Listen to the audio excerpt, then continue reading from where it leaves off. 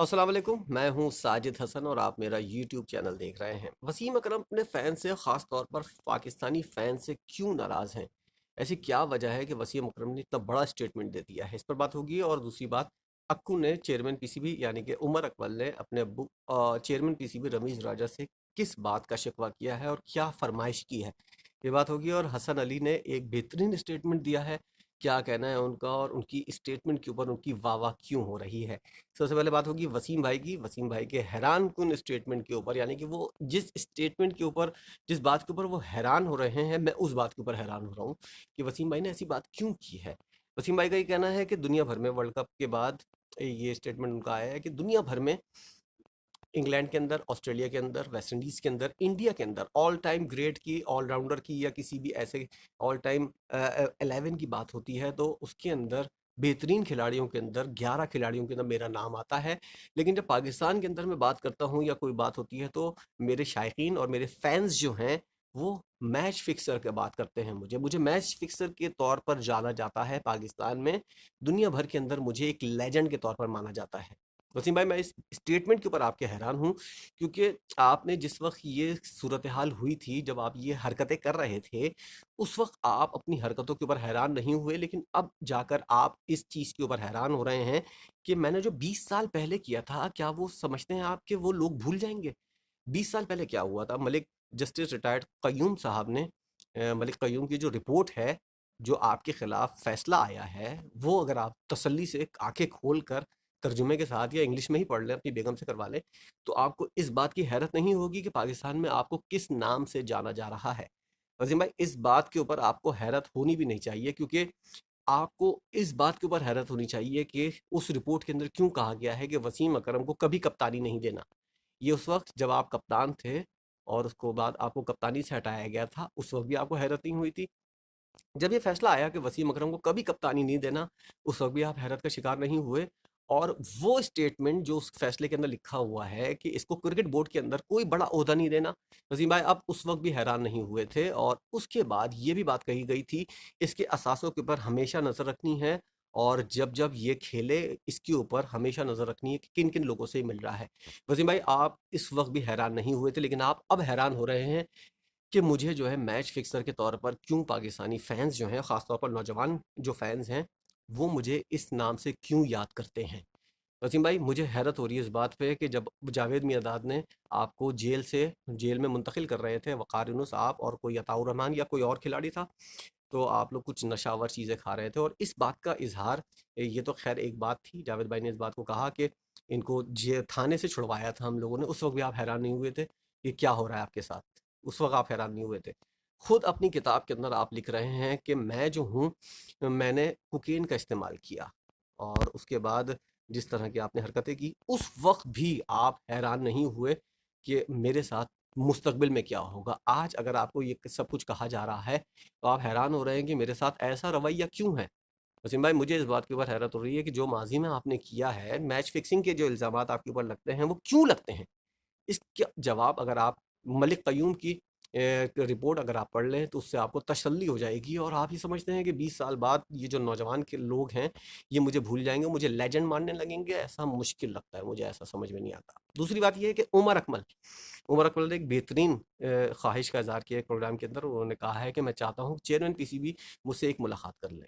एक एक एक मुलाकात के लिए उन्होंने इल्तिजा की है और साथ-साथ उन्होंने ये भी कहा है कि मैं क्रिकेट खेलना चाहता हूँ। और अभी वर्ल्ड कप से पहले कुछ दिनों पहले मेरी उमर अकमल से मुलाकात हुई थी, तो मैंने जब उनको साइज़ देखा और उनको उनकी उनको उनका जिस्म को देखा और एक खिलाड़ी की हैसियत से जो मैं जब मैं उनका फ़ैन था, तो मुझे कोई और उमर अकमल नज़र आया। उमर साहब, अगर आप चेयरमैन पीसीबी से क्रिकेट खेलने की ख्वाहिश के लिए जाना चाह रहे हैं, तो अभी रुक जाएँ।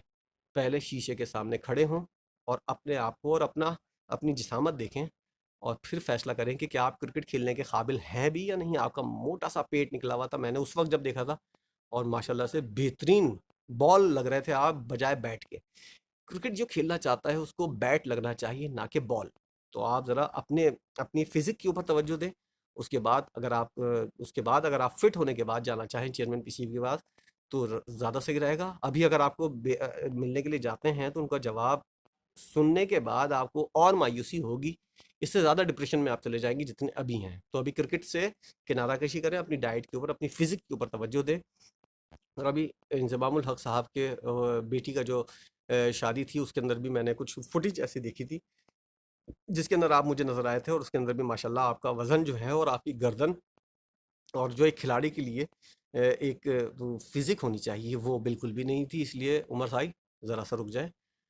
और अभी चेयरमैन पीसी के पास तो बिल्कुल भी नहीं जाइएगा, क्योंकि आपने इस शो के अंदर इस बात का भी इजहार किया है कि मेज़बान ने जब उनसे पूछा कि आपके घर से तो कज़ाफ़ी स्टेडियम बहुत करीब है, आप खुद जाके क्यों नहीं मिल लेते, तो उन्होंने इस बात का इजहार किया कि मुझे अगर गार्ड्स ने रोक लिया तो क्या होगा। अभी अगर आप जाएंगे वाकई आपको गार्ड्स रोकेंगे, और हो सकता है कोई बेइज्जती वगैरह भी हो जाए। चेयरमैन पीसी भी तो आपसे नहीं मिलेंगे, क्योंकि जो डेल डॉल आपका है, उसके बाद आप क्रिकेट की ख्वाहिश तो का तो इजहार नहीं करें उनसे जाके बिल्कुल भी, और ये आपके लिए उल्टा गले पड़ जाएगा। तीसरी बात ये है कि हसन अली ने बेहतरीन स्टेटमेंट दिया है। हसन अली ने दिल जीत लिया है और इसलिए उनकी वाह-वाह हो रही है। उन्होंने टीम जो सेलेक्ट हुई है, उसके अंदर उन्होंने खुशी का इज़हार किया है, टीम को मुबारकबाद दी है, और साथ-साथ कहा है कि मैं इस टीम के अंदर नहीं हूँ, लेकिन मैं आऊँगा, दोबारा आऊँगा और मेहनत करूँगा, अच्छी परफ़ॉर्मेंस का मुज़ाहरा करूँगा, डोमेस्टिक के अंदर बेहतरीन कारकर्दगी दिखाऊँगा, और मैं टीम के अंदर आऊँगा, किसी भी फ़ॉर्मेट के अंदर आऊँ, लेकिन मैं आऊँगा। ये बेहतरीन स्टेटमेंट है। लग के मेहनत करें, पहले भी आपने किया है, 5-5 विकेटें, 10-10 विकेटें ली हैं और टीम के अंदर कमबैक किया था।